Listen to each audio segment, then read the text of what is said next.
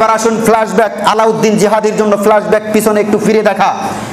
ইহুদিদের কবর ভাঙার হাদিস এনে যারা আল্লাহর ওলিদের মাজার ভাঙতেছেন, আমি আপনাদেরকে স্পষ্ট ভাষায় বলে যাই, আপনাদের হাসর ইহুদিদের সাথেই হবে। ঠিক কিনা বলেন?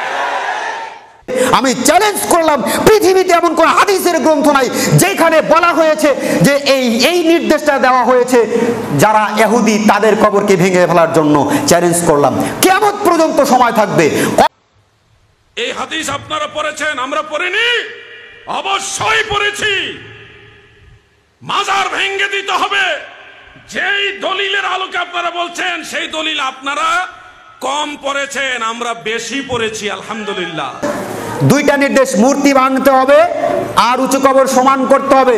আলাউদ্দিন জিহাদি বলেছে এই উঁচু কবর সমান করতে হবে, এটা ইহুদিদের কবর, মুসলমানদের না। তো আমি বলতে চাই এখানে দুইটা নির্দেশ, এক কবর সমান করা, দুই মূর্তি ভাঙা। এক নাম্বার নির্দেশ কবর সমান করা যদি ইহুদিদের হয়, দুই নাম্বার নির্দেশও কাদের জন্য হবে? ইহুদিদের জন্য হবে না। মানে মূর্তি ভাঙতে হবে শুধুমাত্র ইহুদিদের। ইহুদিরা যত মূর্তি তৈরি করবে, আমরা দেখেছি যাদের উঁচু কবর ভেঙ্গে সমান করার আদেশ আল্লাহর রাসূল দিয়েছে, সেই মানুষগুলি কোনো মুসলমান ছিল না রে। যেই মানুষগুলির কবর ভেঙ্গে সমান করার আদেশ দয়াল নবীজি দিয়েছেন, এগুলি ইহুদিদের কবর ছিল। সেই ইহুদিদের কবর ভাঙ্গার হাদিস এনে আপনারা আল্লাহর ওলিদের কবর ভাঙতে চান। তো যে আল্লাহর নবী বললেন ইহুদি খ্রিস্টানরা তারা তাদের নবীদেরকে কবরগুলোকে সিজদার জায়গা বা মসজিদ নির্মাণ করার কারণে তারা আল্লাহর লানত প্রাপ্ত হয়েছে, যেটা বুখারী মুসলিমের হাদিস রয়েছে, কোরআনের পরে যার মর্যাদা, সেই নবী কি করে ওইখানে মদিনাতে এসে আলাউদ্দিন জিহাদির বক্তব্য অনুযায়ী ইহুদিদের কবর থাকার পর শুধুমাত্র সমান করে সেখানে মসজিদে নববী তৈরি করলেন? আল্লাহ রাসূল করেছেন, একটা নির্দেশ দিয়েছেন, আর একটা এরকম বিভ্রান্তমূলক বক্তব্য তারা প্রসব করে এক একটা মূল। আমি দেখলাম ইউটিউবে একটা বক্তব্য ইতিমধ্যেই ভাইরাল হয়েছে। আলাউদ্দিন জিহাদি নামে একজন বক্তা, তিনি বলছেন যে ইহুদিদের কবর ভাঙ্গার হাদিস নিয়ে ওলিদের কবর ভাঙ্গার মধ্যে লাগিয়ে দিয়েছেন। ইহুদিদের কবর ভাঙ্গার হাদিস নিয়ে ওলিদের কবর মাজার ভাঙ্গার হাদিস তারা এইখানে ফিট করে দিয়েছেন। এবং তিনি বলছেন যে আমরা সামনে পড়াশোনা করেছি, আমরা বেশি পড়াশোনা করেছি, তারা যেহেতু কম পড়াশোনা করছে। তো আমি ওই হুজুরকে বলতে চাই, আপনার ফ্ল্যাশব্যাক দরকার। আপনি বেশি পড়েছেন কিন্তু পিছনেরটা ভুলে গেছেন।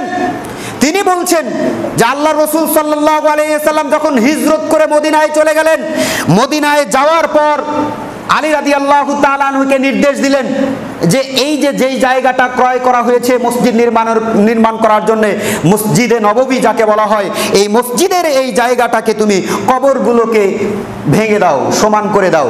কেন? এটা ইহুদিদের কবর, এটা তার বক্তব্য। এখন আসুন এই বক্তব্যটাকে আমরা খণ্ডন করতে পারি কয়েকটা পয়েন্টের ভিত্তিতে। প্রথমত, সহিহ মুসলিমের 2114 নম্বর হাদিসের 15 নম্বর হাদিসের মধ্যে এসেছে, আলী রাদিয়াল্লাহু তাআলা আনহু, আল্লাহ রাসূল সাল্লাল্লাহু আলাইহি সাল্লাম তাকে নির্দেশ দিয়ে বলছেন, লা তাদা তিমসানান ইল্লা তামাসতাহু, হে আলী তুমি ছাড়বে না কোনো মূর্তিকেই তুমি ছাড়বে না, ওয়ালা মুশরিফান ইল্লা সাওয়াইতাহু, এবং কোন উঁচু কবরকে তুমি ছাড়বে না। এটা আল্লাহর নবীর নির্দেশ। আল্লাহর নবী আলী রাদিয়াল্লাহু তাআলা আনহুকে নির্দেশ দিয়েছেন কোন উঁচু কবর থাকবে না, সব উঁচু কবরকে ভেঙে গুড়িয়ে দিতে হবে। আর যত মূর্তি আছে সব মূর্তিকে ভেঙে গুড়িয়ে দিতে হবে, কোনো মূর্তি থাকবে না। এটা আলী রাদিয়াল্লাহু তাআলা আনহুকে আল্লাহ রাসূল সাল্লাল্লাহু আলাইহি সাল্লাম নির্দেশ দিয়েছেন।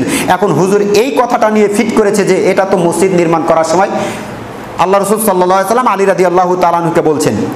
এদেশের বিভ্রান্ত কিছু বক্তা, এদেশের বিভ্রান্ত আকীদার কিছু মানুষ, যারা সুকৌশলে মানুষকে শিরকের দিকে আহ্বান করে, যারা কোরআন হাদিসকে জেনে বুঝে শুনে তারা অপব্যাখ্যা করে, এই অপব্যাখ্যাকারীদের দাঁত ভাঙা জবাব দেওয়ার জন্য আহলে হাদিসরাই যথেষ্ট ইনশাআল্লাহ। শুনুন, তার এই বক্তব্যকে আমরা 5টি পয়েন্ট আকারে খণ্ডন করতে পারি।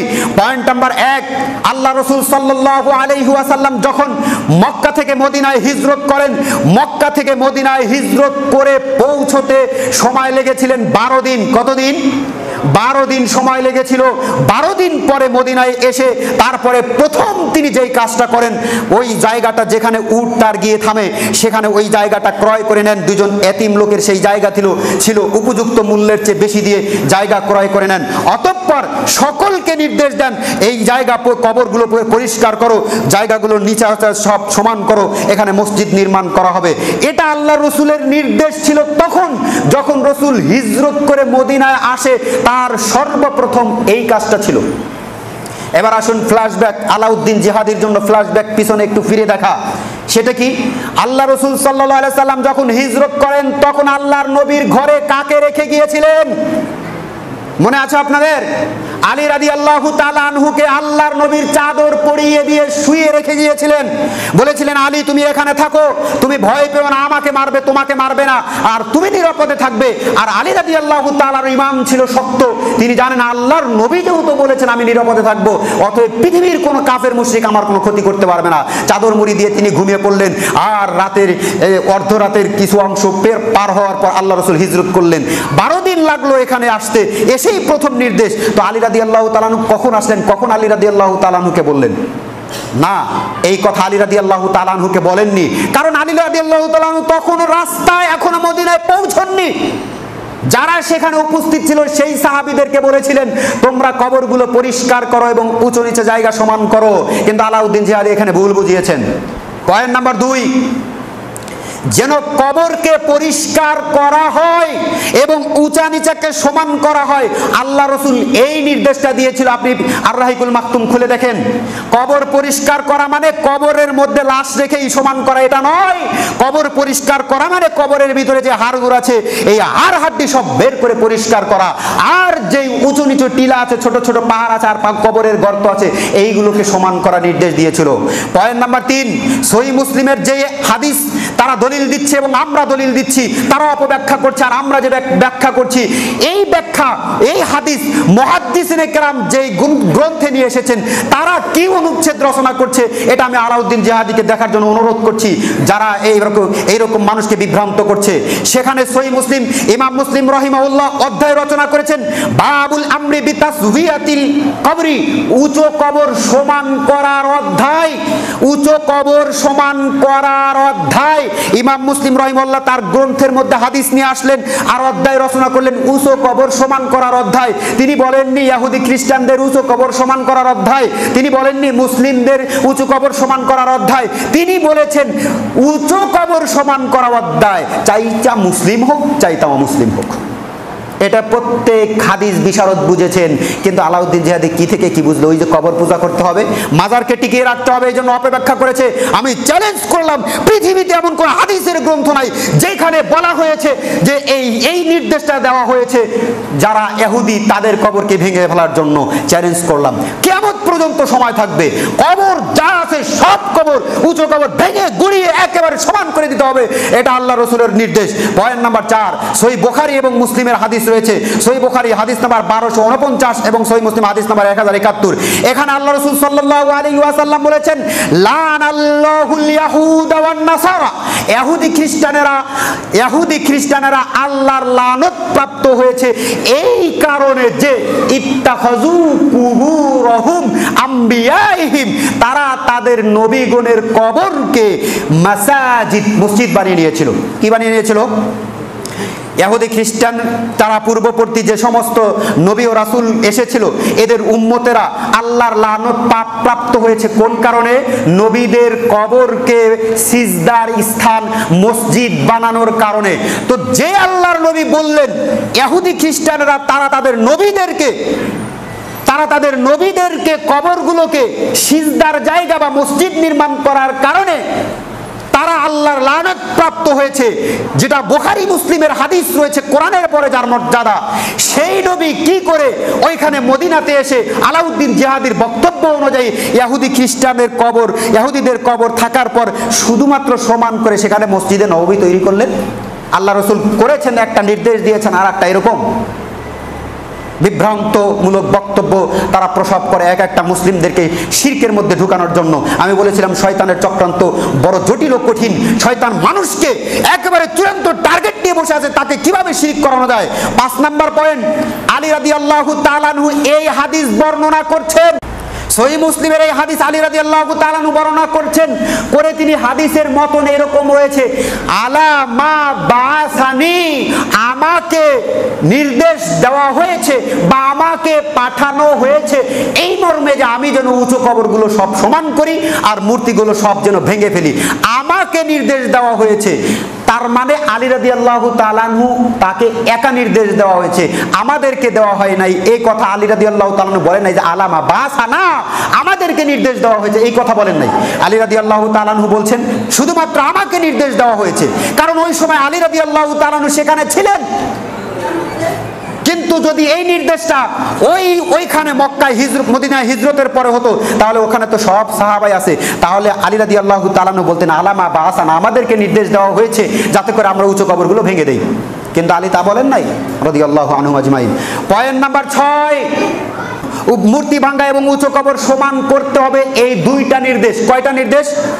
2টা নির্দেশ। মূর্তি ভাঙতে হবে আর উঁচু কবর সমান করতে হবে। আলাউদ্দিন জিহাদি বলেছে এই উঁচু কবর সমান করতে হবে, এটা ইহুদিদের কবর, মুসলমানদের না।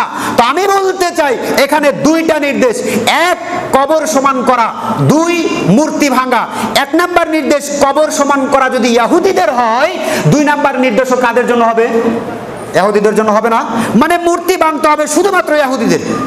ইহুদিরা যত মূর্তি তৈরি করবে এদের সব মূর্তিকে ভেঙে ফেলতে হবে।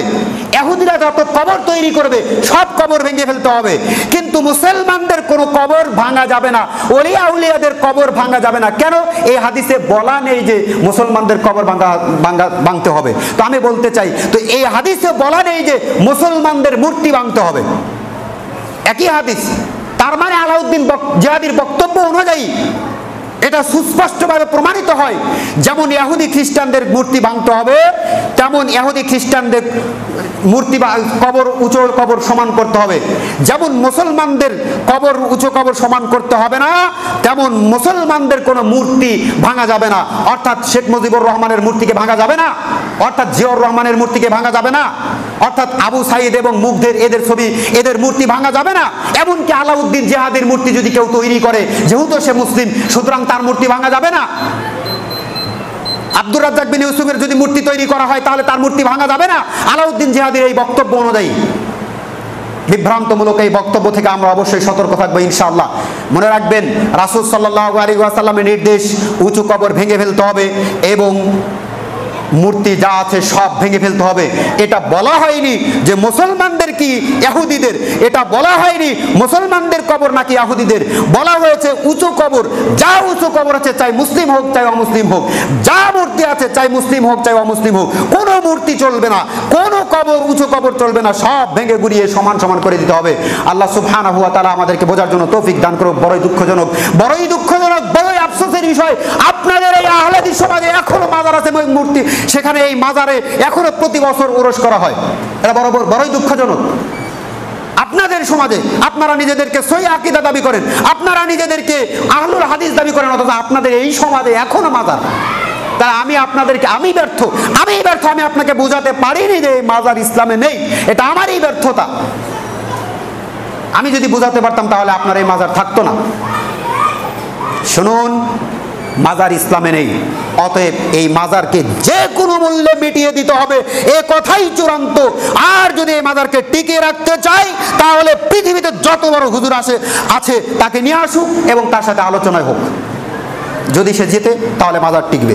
আহলে হাদিস সমাজের মধ্যে, তাও আবার আহলুল হাদিস আন্দোলন বাংলাদেশ কর্তৃক পরিচালিত এই মসজিদে, এই সমাজের মধ্যে মাজার থাকবে, এটা কখনো হতে পারে না।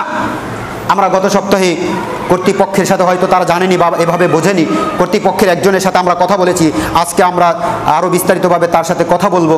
আপনারা যারা আছেন তারা অবশ্যই বসবেন, বিশেষ করে যারা যুবক আছেন এরা অবশ্যই বসবেন।